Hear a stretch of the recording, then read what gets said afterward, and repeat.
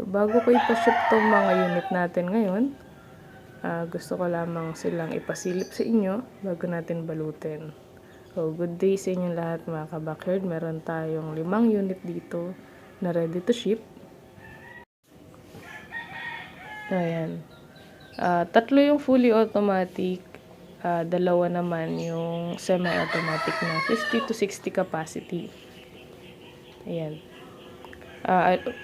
With aluminum frame na din yung mga ganito nating kaliliit na capacity mga kabackyard na. So, bakit hindi ako gumagawa ng 10 to 20 capacity kahit sobrang dami ang nagpapagawa o naghahanap? So, hindi po siya advisable o hindi na siya effective para sa akin, yung mga ganun kaliliit na capacity. So, ito papasilip ko lamang po sa inyo. 192 capacity naman to mga kabackyard. 2 tray. Ayan, 80 hatcher, 56 setter yung kabuuan. Then, 80 yung hatcher niya.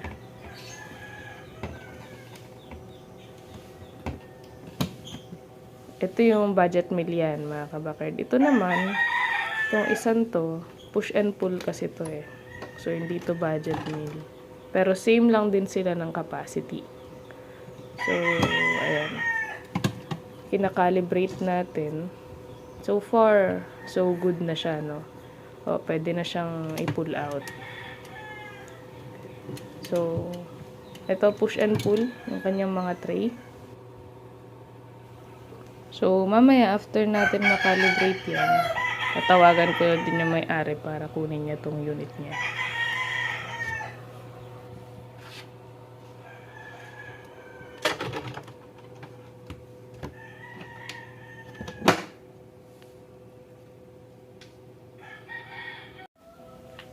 So, ito namang isang to, 160 capacity to na fully hatcher lang lahat. So, yan yung mga unit natin for today na pang benta na lahat, no? Yan. So, papakita ko lamang po yung loob nito. So, hindi tayo gumagawa ng maliliit. Bakit? Dahil hindi na siya effective. So, maliit ang capacity pero hindi na effective. Malamang sa malamang hindi na makakapisa sa sobrang liit no unit. So, yan. Ito lang talagang pinakamaliit na para sa akin effective pa din makakapisa. 50 to 60 capacity. So, marami kasi nagre-request sa akin ng 20 to 25 capacity, no? So, hindi natin mapagbibigyan yung mga yun dahil kung iisipin natin ay hindi na talaga siya effective for hatching. So, ito na yung pinakamaliit sa mga plyboard natin na 50 to 60. So, supposedly dapat hanggang 50 capacity lang yan. 30 to 50 capacity lang kasi yung styrobox natin eh. So, ginaya ko lang yung laki niya pero nung ginamit ko na yung plyboard hanggang 60 kaya niyang ikarga. So, yan na yung talagang ginawa na natin. So, 50 to 60 capacity to, mga kabackyard. Ready to ship na. Mamaya, after natin magbalot ng mga to, papakita ko naman sa inyo yung pinapagawa natin na kulungan ng mga manok natin sa likod, no? So, nagpapagawa tayo doon ng range net nila. So, yan. Just to make sure na walang damage yung matatanggap nyo. Ganyan yung diskarte ng pagbabox niya. Mas matibay ito kaysa dun sa isang buong kahon tapos ipapasok mo lang siya sa loob. Kasi ito at least malalagyan mo siya ng kantuhan niya. Malalagyan mo ng kantuhan yung bawat sulok ng incubator. So yan, tapos ito dodoblehin pa yan. So, ganyan. So, natapos ko na yung dalawang 50 to 60 capacity. Ayan na. Nalagyan na natin siya sa karton. Mamaya, bubble wrap na lang. Ayan, ready to ship na to. 3 ilalagay natin na ilaw. Para in case na mapundi yung isa, meron pa. So, ganito pa rin yung gamit nating heating element dahil mas madali to when it comes sa maintenance. kahit saan pwede mo itong mabili, hardware or sa mga malls, meron to. Yan. Unlike doon sa coil, na o-orderin mo pa talaga yon. So, sa mga baguhan talaga, mahihirapan po kayo kapag ka nasira or napundi. Ito yung kanyang switch, na on-off lang naman to. And then, every 3 hours, dun magto-turn yung motor. So, yan. Dun magro-rotate yung eggs. So, sa mga, may mga ilan na nakabili sa akin, na nagtataka bakit pag sinaksak nila hindi daw umiikot yung tray. Siguro ang napapanood nila sa YouTube is yung mga wala pong cyanotimer, no? Kapag walang cyanotimer yung inyong motor, ang possibility nito ay iikot lang to ng iikot, walang humpay na ikot, no?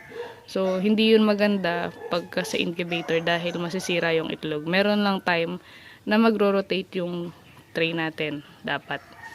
So, yung mga nakikita nyo po na incubator na ganitong klase ng tray, tapos pag sinaksak mo, ikot lang siya ng ikot, ibig sabihin wala yun sa cyanotimer.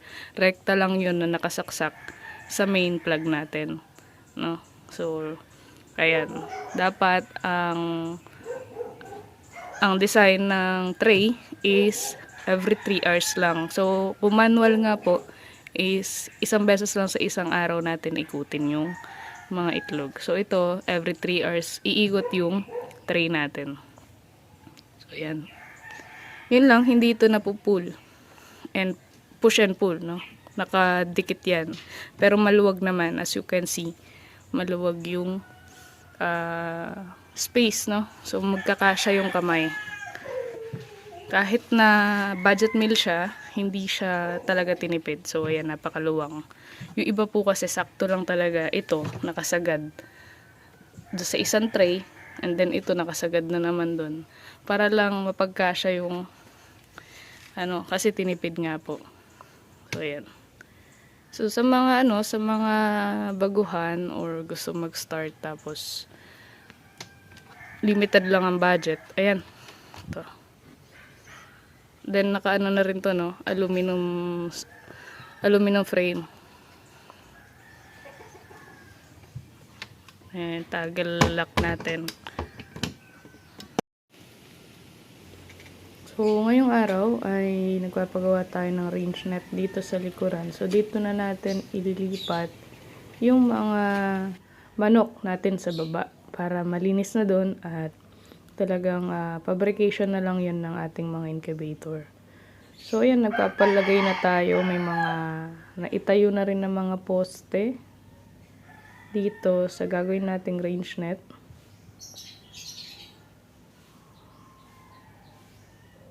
Ayan. At ang balak ko dito, sa loob ng range net, meron din siya kahit papano na silungan ng mismong mga alaga natin.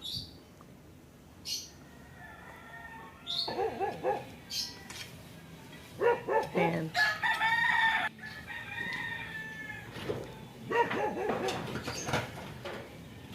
Yan, mailalatag na lang natin yung range net. So, dito naman yung mga ducks natin, pinapakain natin ng dahon na mulberry. So, mahilig din sila dyan, Hindi lang manok yung may hilig sa mulberry, pati din yung mga bibe natin. Yan. So, ngayon, dito naman ay papagawa na tayo nung kubo niya. So, unahin to para mas madaling ilatag yung mga yero. Madaling maipasok. Yan. So, nakikita ko na yung magiging itsura niya. So, pinakailamanan ko na, naglagay na ako ng net. So, mamaya ayusin na lang ni Deo yung kasama natin. Ayan. So, ang may hirapan lang tayo dito, yung paipit niya sa bandang ilalim.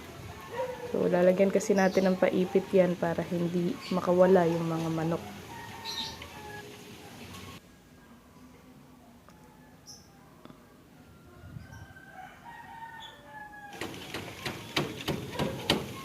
Kaya, tinutulungan ko na din siya na maglatag-latag dahil kapag bibigay mo sa kanya lahat yung trabahong yan, baka abutin pa kami ng mga 3 araw dito. mapapansin niyo mga kabakerd, puno ng kawayan dito sa backyard natin. So, kaya naisipan ko na range net na ang gamitin dahil back then mga kabakerd, parating pinupuntahan ng mga sawa yung mga alaga natin dito. So marami rin kasing mga ahas dito sa amin. So para safe na din, range net na yung maisipan kong gamitin. So ngayon, nabuo niya na yung kubo ng mga manok natin. Kaya meron na rin na silungan yung mga alaga natin dito, no? So ngayon maglalagay na tayo ng pinakapaipit niya sa ilalim ng range net.